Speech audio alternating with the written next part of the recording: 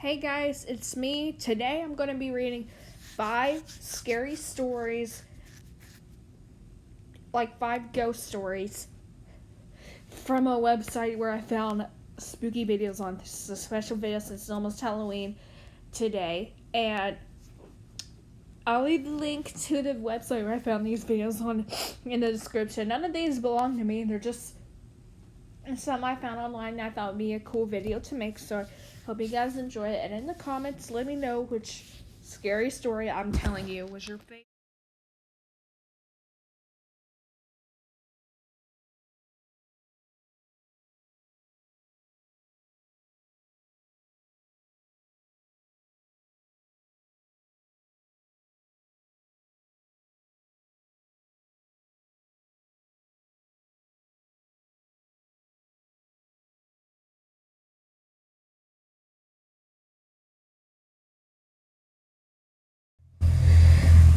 So this is story number 1.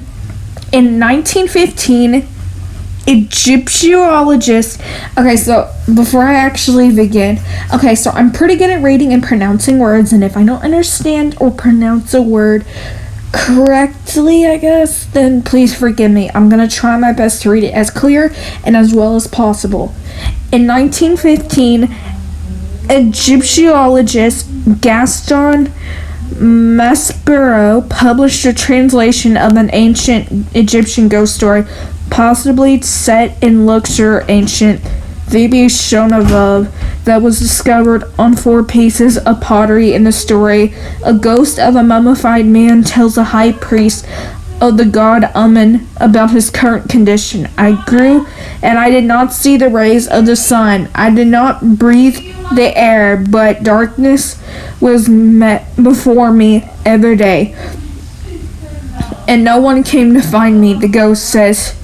The ghost seems to complain of some accident that has happened to himself or to his tomb, but I cannot make out what is the subject of his dissatisfaction, Maspero wrote. The ancient Egyptians believed strongly in life after death and created a series of spells called the Book of the Dead, which they believed helped them reach the afterlife.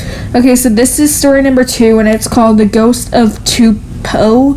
Tupo was an ancient Chinese ghost with revenge on his mind.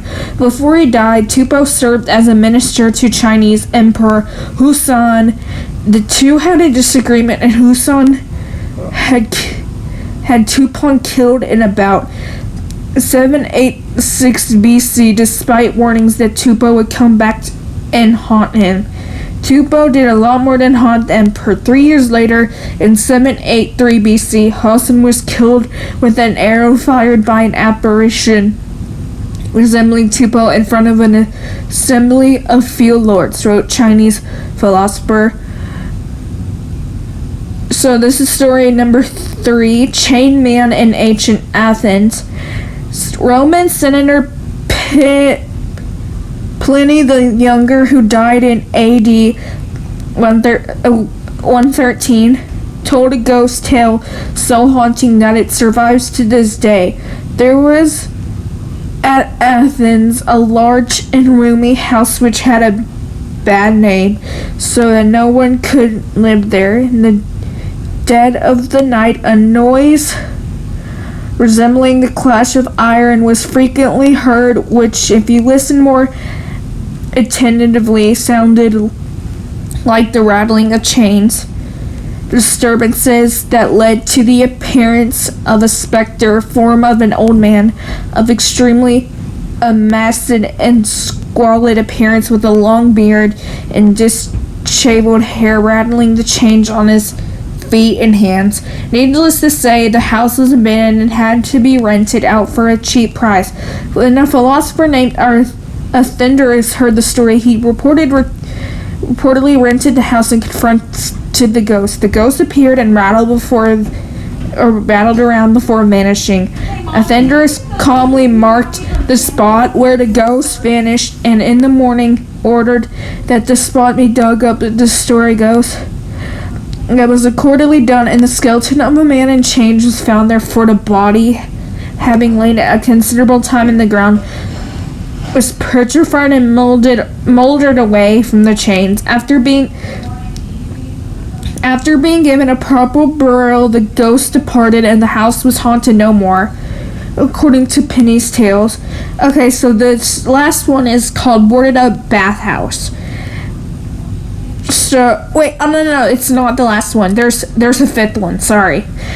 I wasn't keeping up with which story we're on. So this is story number 4. The writer, so this one is called Boarded Up Bathhouse.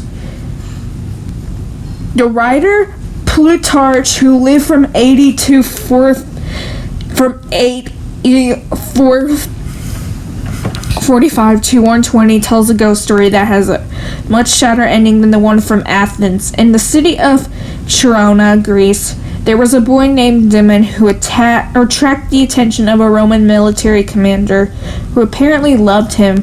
Historical research suggests Damon refused the commander's advances, enraging him. Knowing that he would be killed if he did nothing, Damon got a group of friends together, abolished the Roman commander, killing them. The city council of Cherone condemned Damon and his friends to death. After the proclamation, Damon, who had not been killed, had the council members killed. Damon and his friends then took to the countryside, plundering it. Eventually, the townspeople allowed Damon to return, but he was killed shortly afterward in the local bathhouse. And because for a long while thereafter, certain phantoms appeared in the place and groans were heard there, as our fathers tell us, the door of the vapor bathhouse was walled up, and to this present time, the neighbors think it was the source of alarming sights and sounds. So this last one is called the Tower of London. Britain's numerous castles are a hotspot for ghost stories.